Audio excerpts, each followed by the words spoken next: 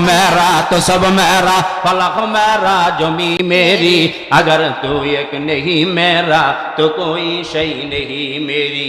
করতে হইলে কোরআন তেলাওয়াত করা লাগবে, আত্মা শুদ্ধ করতে হইলে রোজা রাখা লাগবে, আত্মা শুদ্ধ করতে হইলে হালাল গাঁজা খাওয়া লাগবে, সত্য কথা বলা লাগবে, আত্মা শুদ্ধ করতে হইলে বেশি বেশি করে কোরআন তেলাওয়াত আর লা ইলাহা ইল্লাল্লাহর জরব কলবে লাগান লাগবে।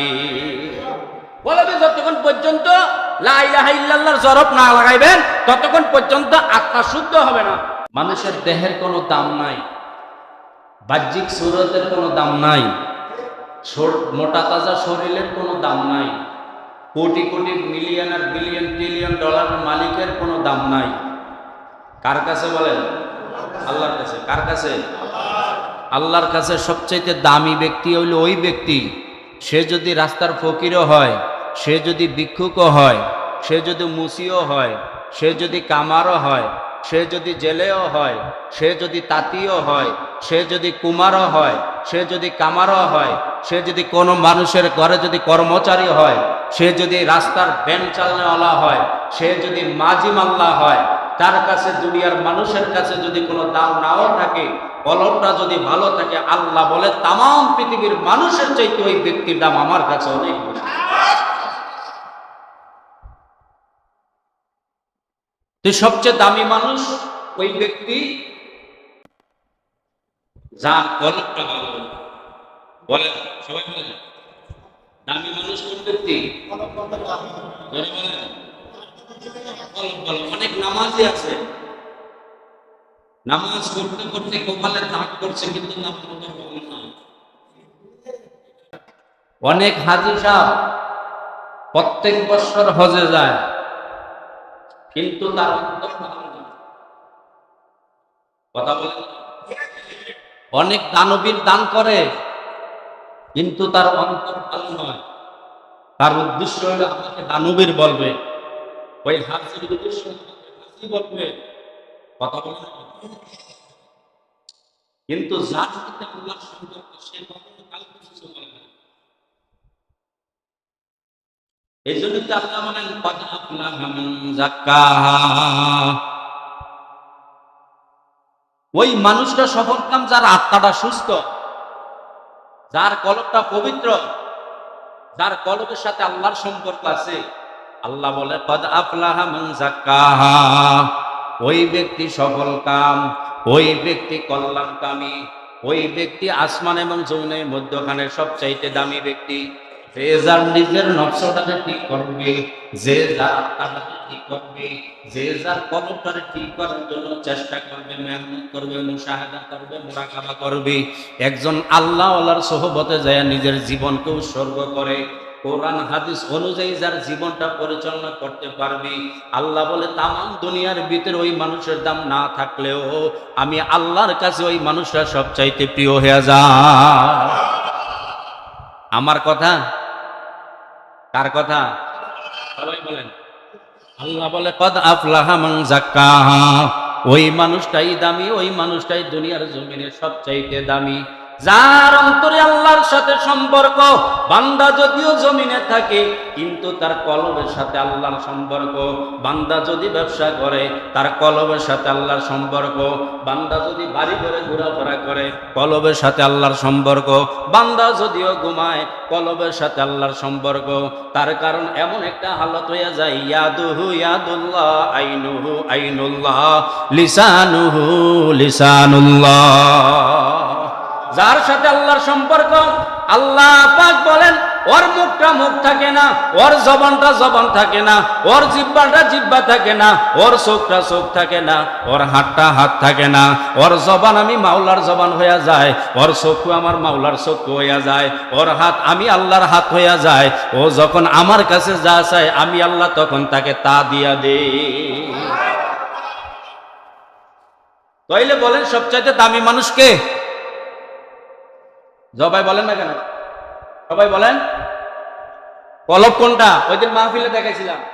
হাত দেন, এখানে হাত দেন না। এই যে বাম দুধের 2 আঙ্গুল নিচে গোস্তের একটা টুকরা আছে যেটা টিক টিক করতেছে, যেটাকে হাত বলি, এই জিনিসটা যার ভালো, তামাম পৃথিবীর মানুষ যদি তাকে খারাপ বলে সে বলে আমার কোনো সমস্যা নাই। তামাম পৃথিবীর মানুষ যদি তাকে গালি দেয় তার উপর তার কোনো সমস্যা নাই, তার কারণ হলো তার সাথে কার সম্পর্ক। বলেন যত মেহরা তো সব মেহরা, ফালাক মেহরা জমি মেরি। সুবহানাল্লাহ বলেন। যত মেহরা তো সব মেহরা, ফালাক মেহরা জমি মেরি, अगर तू एक नहीं मेरा तो कोई शै नहीं मेरी, अगर तू एक नहीं मेरा तो कोई शै नहीं मेरी। सुबहानाल्लाह। আল্লাহ বলে যে আমার পাইলো তামাম পৃথিবী তার গোলাম হয়ে যাবে, আর যে আমার পাইল না তামাম পৃথিবীর আমেরিকার যদি শাসক জো বাইডেন হয়, তামাম পৃথিবীর মোরল যদি হয়, তামাম পৃথিবীর টাকাওয়ালা যদি হয়, আল্লাহ পাক বলেন সে আমাকে পাইলো তামাম দুনিয়ার তার জন্য পাগল হয়ে যাবে। যে আমাকে পাইলো না তামাম দুনিয়ার মালিক হওয়ার পর তার কোনো দাম নাই। যত মেরা তো সব মেরা, ফলাক মেরা জমি মেরি, अगर तू एक नहीं मेरा तो कोई शै नहीं मेरी। সে যদি তামাম পৃথিবীর বাদশা হয়, আল্লাহর সাথে সম্পর্ক না থাকলে তার এক পয়সারও দাম নাই। কথা বলেন ঠিক না বেঠিক?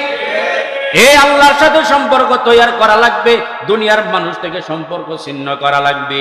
তার কারণ মরার আসিও এক সময় মার পেটে ছিলাম একা একা, না কেউ ছিল জোরে কোন। রূহের জগতও ছিলাম একা, মায়ের পেটেও ছিলাম একা, কবরের জগতে থাকবো একা, কিয়ামতের ময়দানে উঠবো একা, নাকি কেউ থাকবে? কথা বলেন না কেন? যার যার অবস্থানে সে থাকবে। কিন্তু আল্লাহ পাক রব্বুল আলামিন বলেন যার কলবটা ভালো হবে, যার কলবটা পরিষ্কার হবে, দুনিয়া তো সে তার কোনো ভয় নাই, কবরের জগতে ভয় নেই। আল্লাহ বলে আলা ইন্না আউলিয়া আল্লাহি লা খাউফুন আলাইহিম ওয়া লা হুম ইয়াহজানুন। সুবহানাল্লাহ। আল্লাহ বলে যে আমার প্রিয় বান্দা হবে, যে মুত্তাকি হবে, আল্লাহ হবে, তার দুনিয়াতে ভয় নাই, আখিরাতের জগতে ভয় নাই। কোন সুবহানাল্লাহ। দুনিয়ার জমিনে আল্লাহ বলেন ভয় নাই, আখিরাতের জগতে ভয় নাই। যার দুনিয়া তো ভয় নাই, আখিরাতের জগতে ভয় নাই, তামাম পৃথিবীটা তার জন্য পাগল হয়ে যায়। আল্লাহ পাক নবী সাল্লাল্লাহু আলাইহি সাল্লাম বলেন আমি যদি কোনো বান্দাকে ভালোবাসি, সর্বপ্রথম আকাশের ফেরেশতাদেরকে একটা এলান করি, জিব্রাইলকে ডেকে বলি জিব্রাইল শোনো, আমি ওই কামসার এলাকার আব্দুল্লাহকে বেশি ভালোবাসি, তুমি এই আওয়াজটা তামাম পৃথিবীর ফেরেশতাদের জানায়া দাও। আর ফেরেশতাদেরকে বলো আল্লাহ যাকে ভালোবাসে আমরা ফেরেশতাও তাকে ভালোবাসি। এই আওয়াজটা দুনিয়ার জমিনে এমন ভাবে ছড়ায়া ছিটা পড়তে থাকে, প্রত্যেকটা মানুষের অন্তরে অন্তরের ভিতরে ওই ব্যক্তির মোহাব্বতের কথাটা মানুষের অন্তরে ঢুকিয়া যায়। কথা ঠিক না বেটি? মানুষের অন্তরে তার মোহাব্বত ঢুকে যায়, ভালোবাসা ঢুকে যায়, মানুষ তার জন্য পাগল হয়ে যায়। আল্লাহ নবীকে আল্লাহ ভালোবাসতেন কি বাসতেন না? বলেন না কেন? পয়গম্বর আরবীকে দেখার জন্য পাগল হইয়া নিজের জীবনকে উৎসর্গ করে দেয়। সুবহানাল্লাহ বলেন না? এই দুনিয়ার জমিনে এমন কিছু মাখলুক আছে যাদের সম্পর্ক আল্লাহর সাথে, তারা যদি বলে হাজার হাজার মানুষ তাদের জন্য জীবন দেয়। এই জন্য ইসলামী হুকুমতের জন্য যখন কোনো আল্লাহর প্রিয় বান্দা ডাক দেয়, আল্লাহর কোনো প্রিয় বান্দা যখন মাহফিলে আসে, দেখবেন হাজার হাজার মানুষ তার কথা শোনার জন্য পাগল হয়ে যায়। কথা ঠিক না বেটি? আপনি আর আমি ডাকলে কত মানুষ হইব? কন্যা করে ৬০ জন, ৫ জন, ১০ জন, ২০ জন, একজন আল্লাহওয়ালা কামসার এলাকায় জায়গা দিতে পারবেন না। কথা কন্যা করে? যার সম্পর্ক আল্লাহর সাথে আর কথা শোনার জন্য মানুষ পাগল হয়ে যায়।